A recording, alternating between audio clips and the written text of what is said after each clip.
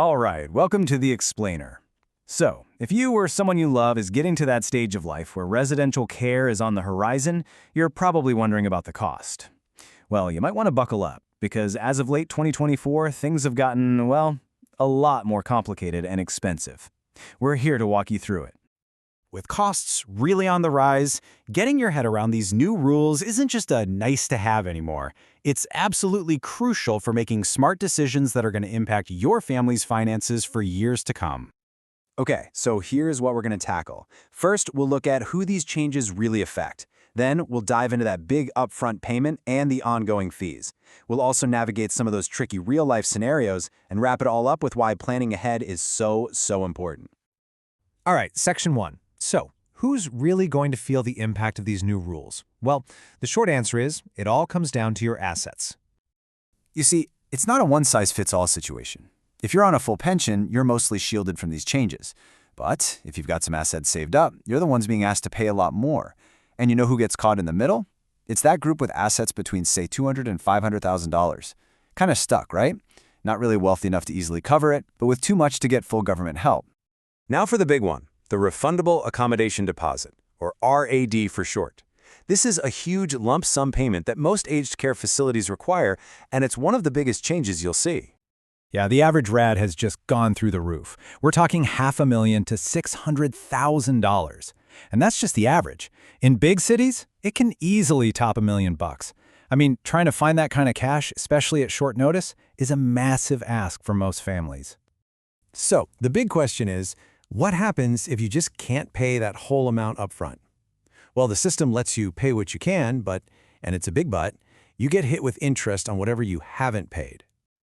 And that interest rate isn't small. Right now, it's sitting at 6.71%. And because it's indexed, that number will change. So what does that actually mean? Let's say you're short by $200,000. That's going to cost you more than $13,000 a year, just in interest. And if that wasn't enough, there's another new rule to wrap your head around: the retention fee. Basically, this means the aged care home can literally keep a chunk of your deposit. So on a $500,000 deposit, they can keep up to $50,000. That's money that your family just doesn't get back, ever. Okay, so that's the big upfront cost. But it's not just about that huge deposit. You've also got to plan for the ongoing fees, the stuff you pay day in and day out. Let's break down the 3 main fees you need to know about. So there are 3 ongoing fees to be aware of. The first one is pretty straightforward. Everyone pays it. But the other 2, they're means tested, which is just a fancy way of saying what you pay depends on what you own and what you earn. All right, first, the basic daily care fee. Think of this as your everyday living costs: meals, cleaning, laundry, that kind of thing. It's about $65 a day. And like I said, everyone in aged care pays this no matter what their financial situation is. Now here's the first new fee. It's called the hoteling contribution. It's another daily charge, but this one is only for people with more assets, and it can really add up. We're talking an extra $8,000 a year potentially. But honestly, the biggest change with the ongoing fees is this right here. The lifetime cap on the main means-tested fee, it has jumped by over $50,000. That is a massive increase in what you could end up paying over the entire time you're in care. Okay, so as if this wasn't complicated enough, things can get really tricky with some super common family situations, like what happens when you're a couple, or what happens to the family home. This is a really interesting one. When one partner has to move into care, Centerlink has this rule called separated due to illness. And believe it or not, it can actually help.